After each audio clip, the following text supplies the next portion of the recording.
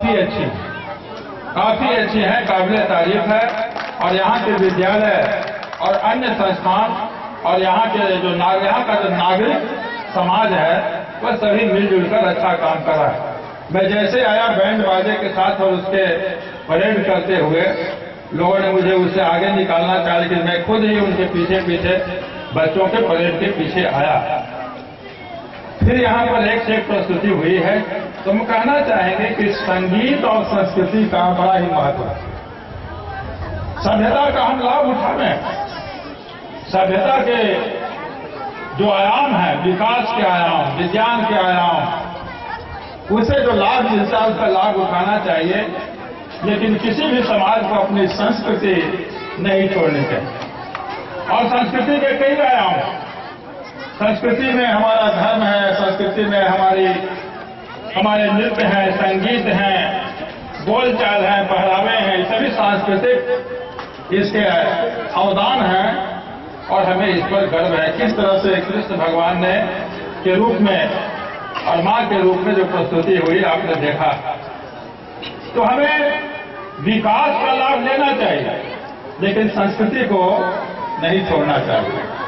और संस्कृति सुसभ्य करता है, धर्म ही जीवन को अनुशासित करता है। धर्म और संस्कृति जीवन को अनुशासित करता है, हमको सकारात्मक रूप में लेना चाहिए।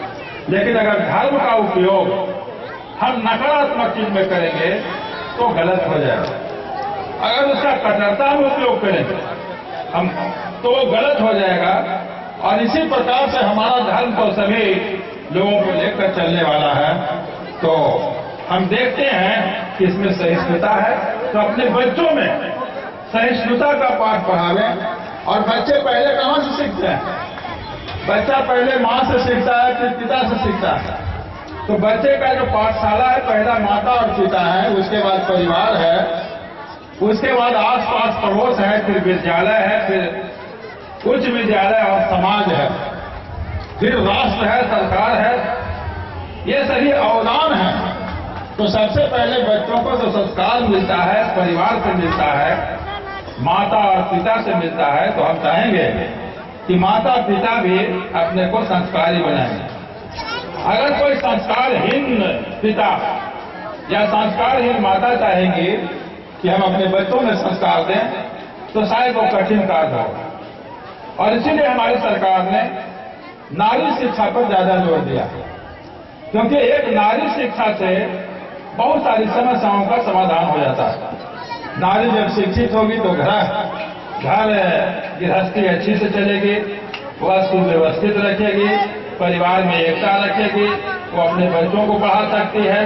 तो नारी शिक्षा बड़ा ही महत्वपूर्ण है। और यहाँ पर बालिकाओं के लिए भी लगता है कि अच्छी यहाँ पर शिक्षा का प्रबंध है। तो हम इस अवसर पर ज्यादा नहीं कहते हुए कहना चाहेंगे कि नृत्य और संगीत का जन्म कहाँ से हुआ, जाके जो अभी बच्चों ने दिया उसके जन्म कहाँ हुआ। तो हमारी संस्कृति बताता है कि संगीत का जन्म शंकर भगवान के डमरू से हुआ। भगवान शंकर ने जो डमरू बजाया, उस डमरू की आवाज से ही पहला संगीत का निर्माण हुआ। और नृत्य कब से हुआ? लोगों का कहना है कि नृत्य क्या है? नृत्य ताल और लय है। वही दो पांव है, वही दो हाथ है, वही मुख है, वही नेत्र है, वही सब कुछ है। उसका संचालन आप कैसे करते हैं? एक पैर के बाद दूसरा पैर कैसे रखते हैं, एक हाथ के बाद दूसरा हाथ कैसे करते हैं? तो अंगों का संचालन नृत्य है।